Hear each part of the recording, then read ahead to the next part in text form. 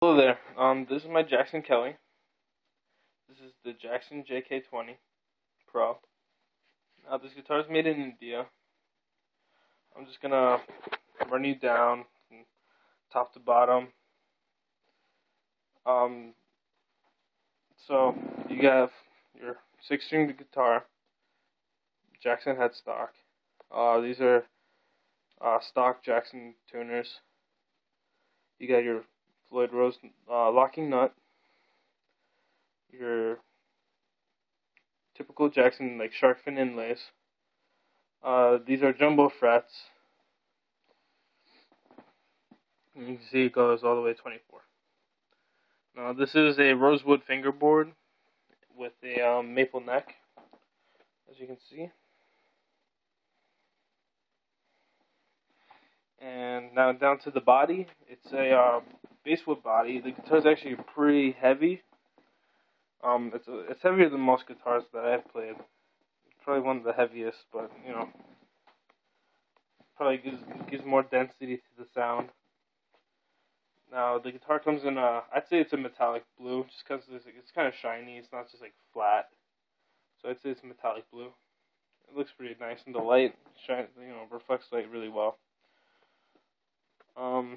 As far as all the hardware goes, you have two Jackson pickups. Now, if you're a Jackson buff and you know about this, I don't know if this is relevant, but they're the M series pickups. I'm not sure exactly which models they are, but they're part of the M series. You have your licensed Floyd Rose tremolo. Now, my little Jackson guitar says Jackson here, but it's a licensed Jackson. I don't know if you can't really see it all too well because it's kind of dark. It says licensed under Floyd Rose patents. So, just so you know, it's a licensed Floyd Rose. And I know right now the tremolo bar is missing from the guitar, but I have it, and I can, of course, include that. Now with controls, you have one master volume for both pickups and a three-way toggle switch. So in the down positions, the bridge, middle positions for both of them, and the up positions for the neck. And so then, taking you to the back, you have your bolt-on, the neck plate, and you have a little sticker here that says Made in India, which it is, as I said before. And with the neck plate, it doesn't say Jackson Guitars. It doesn't have the Jackson logo. It does have a serial number. And try to make that as clear as possible for you. Just in case you can't read it, it says 991011753. So if you ever want to do some research, try to look up the serial number. And right here you have the chamber for the Floyd. It's got your three springs. This is how the guitar came. How I got it. I made no modifications to the bridge or anything, so it's just completely stock. And I took the back cover off because going from tuning to tuning, it gets annoying. Taking the plate off and putting it back on. So I just decided to leave it off, and unfortunately, I actually lost it. If you're interested in having the back plate, you should be able to find it online for pretty cheap. And here's just the plate for the controls. I left this on because I never had to touch it. I never had to go inside and look in. So now, onto the playability and sound. I'll start with sound. Sound-wise, obviously, even just by looking at the guitar, you can tell it's made for metal. I play anything from early metal to thrash, and then into like heavier metal, metalcore, death metal, melodic death metal, and the guitar, it sounds really heavy with these pickups. You know, you get that nice distorted sound, and you know, chug away. Again, passive pickups, and you know, just because they sound good for metal doesn't mean that you can't get a really nice clean sound out of them. I've actually gotten some, you know, pretty good cleans out, and the pickups don't really distort the clean sound, which is really good. Something you try to keep the distortion out of the clean. But you know, like I said, it's mostly a heavy metal guitar, so I don't think you'll be seeing a guy at a jazz club playing one of these.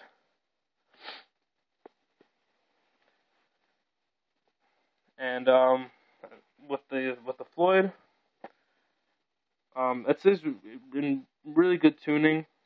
You know, I rarely have to fix the tuning, and if I do, it's just small minor tweaks you can make with the fine tuners. And you know, since it's got the locking nut, you know, of course, it's just gonna help it stay in tune better. All the hardware works. There's no problems with the knobs or the toggle switch. Everything works fine. You know, and I'm not gonna try to BS you. There is one thing that I personally don't like about the guitar is with the neck. Now, with the neck, I think this is just a matter of opinion. But for me personally, I like there to be some space between the E string and the edge of the neck. But what you have here is there's not a lot of space between the E and the end of the neck. So for me, it's pretty easy for me to have the E string slip off the neck, and it's just something I'm not very used to, and I personally don't find comfortable. But again, it's just a matter of opinion, I think. But should you have the E string slip, sometimes what can happen is that it'll slip and then it will get caught on the 3rd fret. So like the string will get caught here, and then it'll kind of stay there, and the string's pretty much muted. But you know, just to get it out, you just have to yank it outwards, and you know, release, and it works fine again. That's pretty much my only discrepancy about the playability of the guitar. But if you're used to having a pretty narrow neck, then you know it shouldn't really be a problem for you. Now, cosmetics. I say the guitar is in really good shape. If anything, it's just smudges, fingerprints,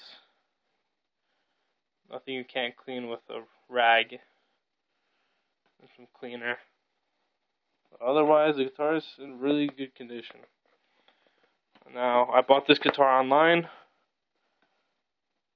and I believe that there was only one owner, the person that I bought this from.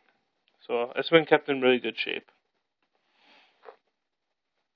And what you'll find on most guitars, or most used guitars at least, on the horns or wherever edges, you'll see the little dings. But for here, no dings on the corner. It's just all smooth. And I got the guitar like this, just nothing. It's just all finish, and it doesn't even look like there's any touch-ups made. So this leads me to believe that there's just has been no need to restore it.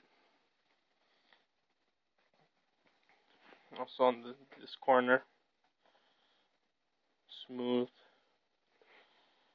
and smooth. And if you want to see this one too, smooth and smooth. The only cosmetic flaw is actually in the least noticeable spot, I think, on the guitar, and that'd be on this top corner of the headstock. And let me try to find a better angle of that for you. And pretty much the only thing that's wrong with it is that it's got these little, see, it's like a little chipped away there. But other than that, like, it's not noticeable at all. If you're on stage, no one's gonna be like, "Oh, hey, the edge of your headstock is chipped." No one's gonna say that. So the guitar is in really good condition. I'd say it just probably needs a good cleaning. That's pretty much it.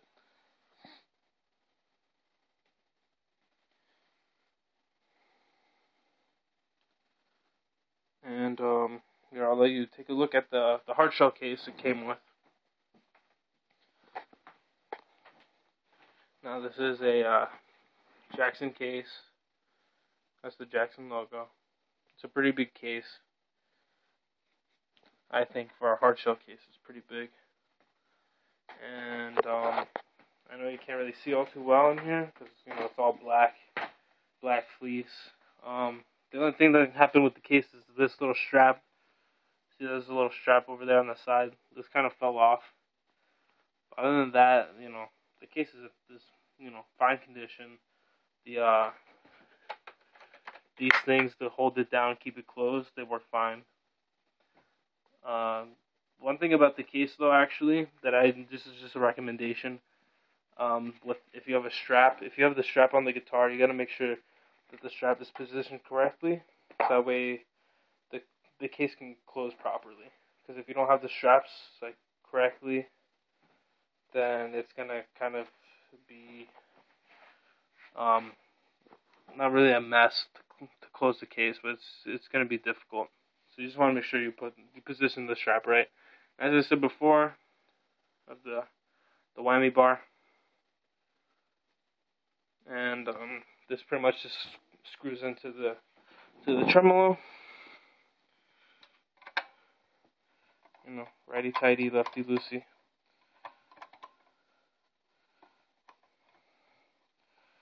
And the whole thing just goes in.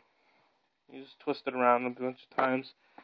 And I usually just twist it until it stays. And then, if I want to pull it up, you can have it loose, or you can have it pretty stiff right there. And again, like I said before, the Floyd keeps in tune well. You can do some dive bombs and stuff, and your sound won't be affected. Your tuning won't be affected. If anything, it's just very, very minor. But other than that, this thing's pretty sturdy. So let's give you one last overview of the guitar. And, now you can see it with the trem, and it looks even better, I think, with the trem. Give some light.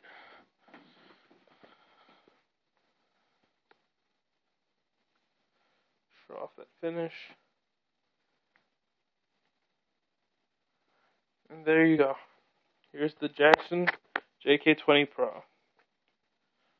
So I hope you like it, and look forward to seeing what you think.